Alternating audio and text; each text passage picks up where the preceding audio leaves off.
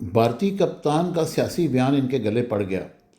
آئی سی سی نے کارروائی کا عندیہ دے دیا، اب معلوم نہیں کہ وہ کارروائی کرتے ہیں کہ نہیں۔ یو اے ای میں ایشیا کپ کے دوران 14 ستمبر کو پاک بھارت ٹاکرے کے دوران بھارتی کپتان سوریا کمار یادیو نے پاکستانی کپتان اور کھلاڑیوں سے ہاتھ نہ ملا کر نہ صرف اسپورٹس مین اسپرٹ کی خلاف ورزی کی تھی، بلکہ جیت کے بعد انہوں نے سیاسی بیانات بھی دیے تھے۔ پوسٹ میچ پریس کانفرنس کے دوران سوریا کمار یادیو نے پاکستان کے خلاف اپنی جیت کو پہلگام واقعے کے متاثرین کے اہل خانہ کے نام کیا تھا۔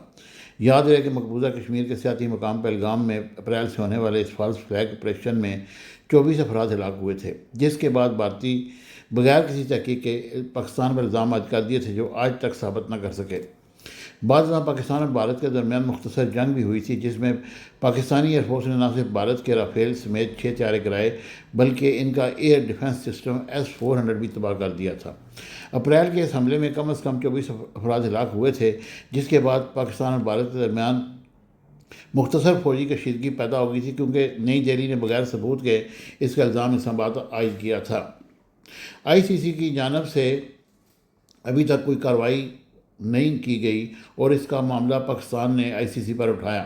بھارتی میڈیا رپورٹس کے مطابق اب آئی سی سی نے بھارتی کرکٹ بورڈ BCCI سے اس معاملے پر وضاحت طلب کر لی ہے۔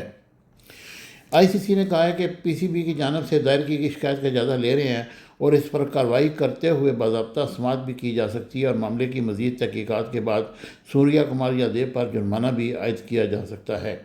ہندوستان ٹائمز کی رپورٹ کے مطابق میچ ریفری رچی رچرڈسن نے بھارتی ٹیم مینجمنٹ کو ایک ای میل بھیجی ہے، جس میں انہوں نے تسلیم کیا کہ انہیں PCB کی جانب سے سوریا کمار یادیو کے میچ کے بعد ان کے بیان پر پریس کانفرنس کے حوالے سے 2 باضابطہ رپورٹس موصول ہوئی ہیں۔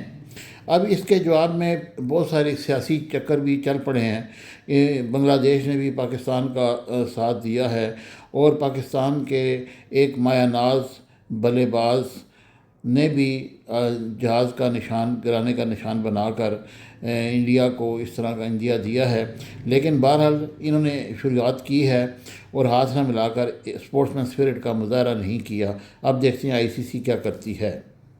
Subscribe my channel Business Times News for latest political, national, international news. Don't forget to subscribe Business Times News.